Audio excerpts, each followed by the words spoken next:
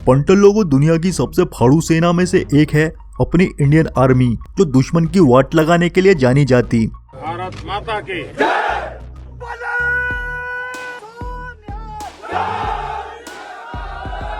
युद्ध का मैदान हो या कोई इमरजेंसी लफड़ा, सबसे निपटने वास्ते अपनी सेना हमेशा तैयार। हालांकि इन मुश्किल कामों से निपटने वास्ते जवानों को मजबूत शरीर, मजबूत इरादों के साथ ही मजबूत गाड़ी होना मांगता। ये छोटी छोटी बातें पकड़ने लग गया छोटू। इसलिए सेना कई ऐसी गाड़ियां इस्तेमाल करती जो हर तरह के मुश्किल हालातों और मुश्किल रास्तों पर चलाई जा सके।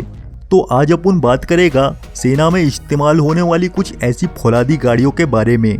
लेकिन आगे बढ़ने से पहले अपन बोल देता है कि अगर तुम चैनल सब्सक्राइब नहीं किया तो करना, करो फिर। आज हमने कर दिया तो कह रहे हम करेंगे तो करो। निसान जोंगा बोले तो चलता फिरता लोहा। भारतीय सेना में जोंगा का जीवन बहुत ही लंबा और झक्कास रहा। 1969 में सेना में भर्ती हुई निसान जोंगा बहुत से युद्ध में शामिल होकर फुलटू बवाल काटा। यही वो फौलादी कार थी जिसमें बजूका लेकर बैठे अपने वीर जवान लोग 1965 और 71 की जंग में पाकिस्तान के अमेरिकी टैंक्स का गेम बजाया। ये हुई ना बात। बोले तो दबा के खर्चा पानी दिया और 4x4 व्हील ड्राइव की वजह से ये कैसे भी रास्तों को नाप देने का। फिर साल 1999 में जोंगा का प्रोडक्शन बंद हुआ, तो फिर धीरे धीरे सेना में भी इसका इस्तेमाल कम हुआ। लेकिन अक्खा सेना से जितना हो सका उतना इसको चकाचक करके रखा। आज की तारीख में भी ये कहीं कहीं पर सेना के बेड़े में दिख जाएगी।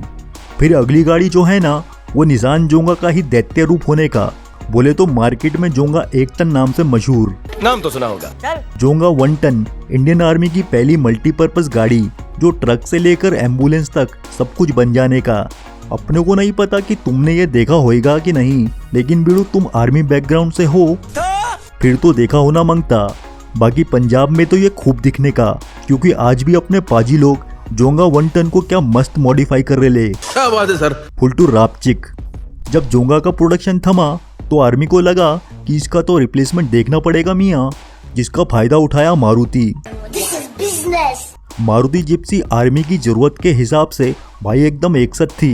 हल्की फुल्की, तेज तर्रार, 4x4, जब चाहे खोपचे में चादर चढ़ा दो या जब चाहे सल्टा दो। अरे कहना क्या चाहते हो? बोले तो हार्ड टॉप, सॉफ्ट टॉप दोनों ही ऑप्शन थे जो आर्मी को सबसे पहले मांगता। तो आर्मी ने टाइम खोटी किए बिना इसको बना डाला अपना ऑफिशियल व्हीकल। बोले तो भारतीय सेना में इस वक्त तकरीबन 35,000 जिप्सियां काम कर रही। लेकिन बिड़ू धीरे धीरे इसका भी टाइम जा रहा, क्योंकि अब जमाना बदला, समय बदला, बदल गए जज्बात। बैठे बैठे क्या करें, चल बस बहुत हो गया है। खड़ी खड़ी ड्रामा करता है। आर्मी को नई मॉडर्न गाड़ी की जरूरत पड़ने लगी, खासतौर से ऐसी गाड़ियां जो बॉर्डर पर पेट्रोलिंग करे। इस काम के लिए आर्मी ने टाटा की 4x4 पिकअप बोले तो जेनॉन को आजमाया, जिसकी क्षमता और काबिलियत देखने बाद सेना का दिल झूम उठा। अच्छा लगा, मेरा कलेजा ठंडा हो गया। अब आर्मी और बीएसएफ दोनों ही बॉर्डर की सुरक्षा वास्ते टाटा जेनॉन का इस्तेमाल कर रहे। 2020 में लद्दाख में जब चीनियों से लफड़ा हुआ, तब टाटा की एक एसयूवी सेना के बहुत काम आई, टाटा सफारी स्टॉर्म, जिसका नाम तो बहुत है लेकिन अक्खा पब्लिक को उतना जमा नहीं। कैसे हो सकता है, ये मजाक बना रखा है इन लोगों ने। तो टाटा ने इसे हम खजूल लोगों के लिए बनाना ही बंद कर दिया। लेकिन सफारी ने अपनी खूबियों से इंडियन आर्मी को हिला डाला। अपनी सेना समझ गई कि पहाड़ों से लेकर रेगिस्तान तक जो हर मौसम में चट्टान माफिक डटी रहे, वो है सफारी स्टॉर्म। ये बड़ी अच्छी बात कही है। 2016 से ही आर्मी ने मारुति जिप्सी को टाटा सफारी और जेनॉन से रिप्लेस करना शुरू किया। तो बिड़ू आज की डेट में टाटा सफारी स्टॉर्म आर्मी की ऑफिशियल गाड़ियों में से एक होने का। सफारी माफिक टाटा सुमो का भी भौकाल कुछ कम नहीं। आर्मी इसका 4x4 वेरिएंट तब से यूज कर रही जब से जिप्सी। अब क्योंकि सुमो बहुत स्पेशियस, बोले तो खोपचे में आराम से 8-9 आदमी तो समा जाते, इसलिए सेना में इसका इस्तेमाल बहुत से कामों में लिया जाता और लंबे सफर पर भी। लेकिन ज्यादातर सुमो का जीवन सेना की एम्बुलेंस बनकर जीवन बचाने के नेक काम में लगा। सफारी की तरह महिंद्रा स्कॉर्पियो भी वो फौलादी एसयूवी है जिसका सेना यूज करती। बोले तो स्कॉर्पियो का 4x4 वेरिएंट सेना को बहुत जमा। जितना मक्खन ये शहरों में दौड़ने का, उतना ही पहाड़ों में। हालात कैसे भी हो, इमरजेंसी हो या काउंटर अटैक, स्कॉर्पियो का हमेशा यही रहता। अरे टेंशन नहीं लेने का, अपुन है ना। बीड़ू गाड़ी का कंफर्ट भी इतना रापचिक कि 7-8 लोग आराम से बैठकर सफर करते और जब जरूरत पड़े तो स्कॉर्पियो का बख्तरबंद रूप भी देखना मिलता, जो पत्थरबाजों और आतंकवादियों की वाट लगाने में काम आता। यही कारण है कि इंडियन आर्मी महिंद्रा स्कॉर्पियो का इस्तेमाल लफड़े वाली जगह में ज्यादा करती। सही बात है। टाटा महिंद्रा की एसयूवीज के अलावा इंडियन आर्मी ने एक ऐसी धांसू एसयूवी को भी अपने बेड़े में शामिल किया था जो तू कभी सोचा भी नहीं होगा। वो एसयूवी जो धमाका थी, बोले तो अपने टाइम की फॉर्च्यूनर कहलाने का। तू समझा? हाँ। नहीं तू समझा नहीं। 2006 में लॉन्च हुई मित्सुबिशी की ये फाड़ू एसयूवी सबकी फेवरेट थी मियाँ। बच्चे को भी नाम पता होने का, तो कमेंट में लिखकर बताओ क्या नाम है। इसकी ताकत और काबिलियत देखकर इंडियन आर्मी को भी लगा कि अपने को यही तो मांगता, एक रियल एसयूवी।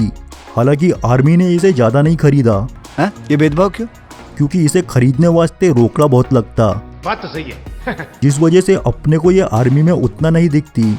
लेकिन जितनी भी खरीदी वो आर्मी ने नॉर्थ ईस्ट के चाइना बॉर्डर वाले इलाकों में सेट कर दी, क्योंकि चाइना से निपटने में ऐसी दमदार गाड़ियों की जरूरत पड़ने लगी। बिड़ू आखिर में जो गाड़ी है ना, वो आर्मी ने भौकाल दिखाने वास्ते अपने ऑफिसर्स के लिए खरीदी। प्रैक्टिकली देखे तो एम्बेसडर सेना के घंटा कुछ काम की नहीं। ये क्या बकवास कर रहा है?